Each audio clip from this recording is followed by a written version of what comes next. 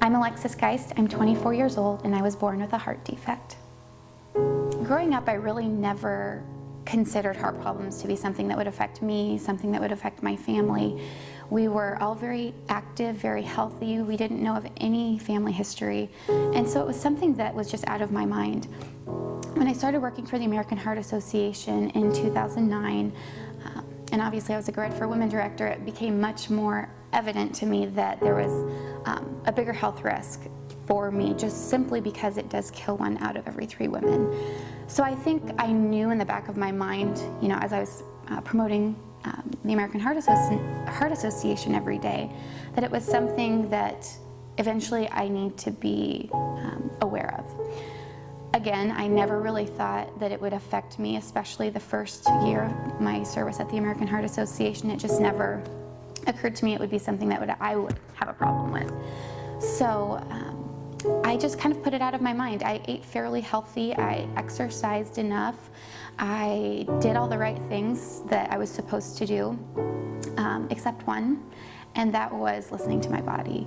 And so that was, it unfortunately took an event that was very hard on my family to actually find out that we really did have much of a bigger family history than we could have imagined.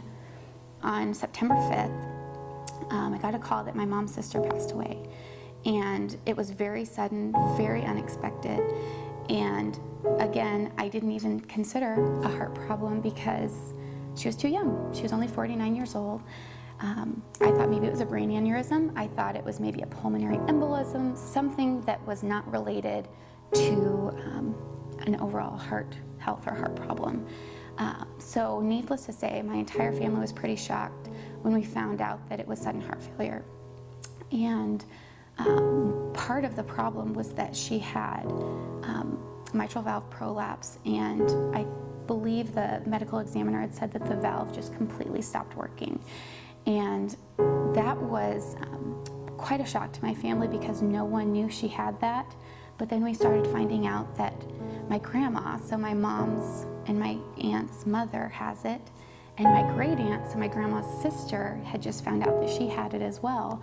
And so all of a sudden we have this trail of family history with heart problems, and it took my aunt passing away for anyone to even talk about it or realize that that was something we should be aware of. I'm Alexis Geist, and I support the American Heart Association because of the awareness that they give to women to take a moment and listen to their body and listen to their heart.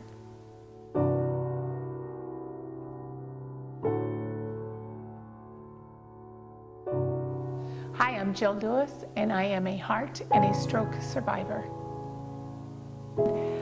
I raised our children, and I was active in our community. I did all of the things that women do until October 9th of 1999, and that evening I came home from work. I had worked an entire weekend, 2 12-hour shifts in a row. Came home, and I should have known that something was wrong because I walked in the house and my husband had fixed this wonderful dinner. I mean, he'd done a turkey breast and then all the trimmings, and my daughter and my youngest son were there, and we all sat down to have a family meal. And I was trying to tell somebody a story, and I knew that things were not coming out quite right. And I just thought, well, this is odd, but I kept trying to talk. And I remember that I stared at my daughter's boyfriend, who is now her husband, and my head kind of leaned to the side, and I really wanted those mashed potatoes that were sitting there, and I was trying to tell him that, but at the same time this drool was running out of the left side of my mouth, and I kept trying to wipe that away, and my daughter said, "Mom, are you okay?" And I must have mumbled something. I kept trying to tell them that I was fine and I would be fine if they would just let me go sit in a chair. But nothing came out right. Nothing came out right at all. I was having a stroke. So my husband loaded me back up in the car. He missed that part about dial 911. So he loaded me back up in the car and took me back to the very hospital where we had those protocols in place. I was evaluated. I remember thinking this is not happening, but I could not tell anybody that. And then after a while, I was given a drug, a clot-busting drug called TPA, And I really credit the care that I got and the drug for making my life as it is today. That being said, I wouldn't have gotten to the hospital, I wouldn't have received that drug had the American Heart Association not been so involved in educating the community about the signs and symptoms of stroke, in educating my family about the signs and symptoms of stroke, and in the research dollars put toward finding that clot-busting drug.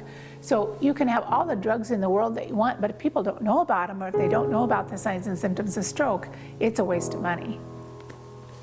I remember standing with my husband outside, and I just broke down into tears, and he just held me, and I said, you know, it's never gonna get any better than this, is it? And he said, but you're standing here. You know, this is the best. You're here. So I kind of keep that in my mind every day, that that's the important part. So was I aware of what can happen to women? Was I aware of heart disease and stroke before I had my stroke? Yes.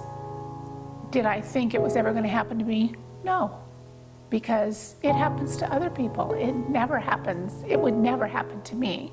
I was young, I was healthy, I was all those kinds of things, and no. I am Jill Dewis, and I support the American Heart Association because they gave me back my life.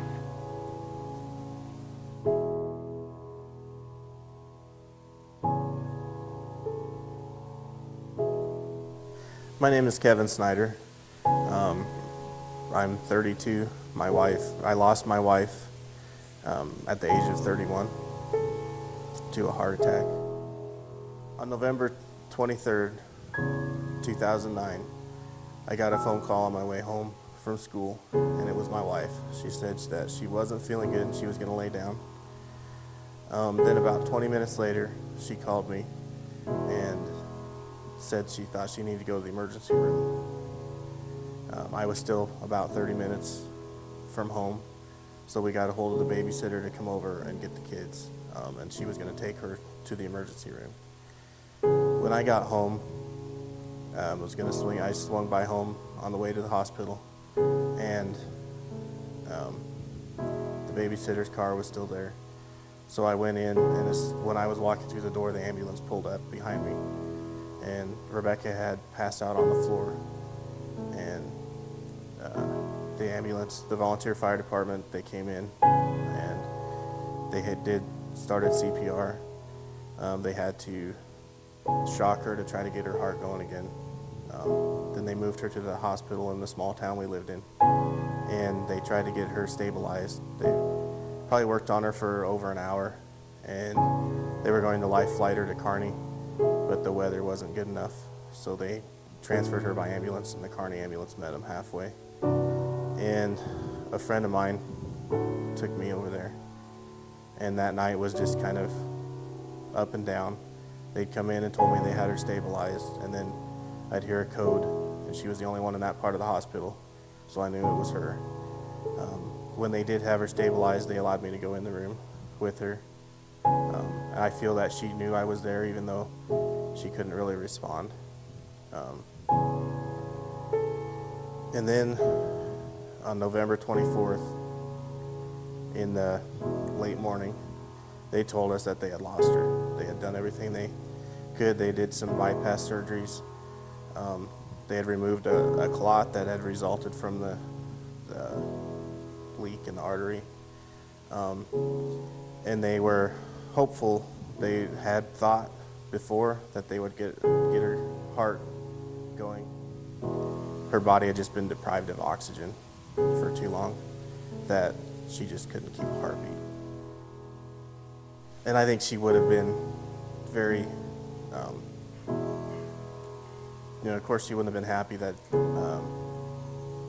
she was gone, but I think she would have been happy to share that I'm sharing her story with other women, because that was just her nature. She would do anything she could to help people. And if it could wake somebody up, and make them aware so it didn't happen to them, I think she'd be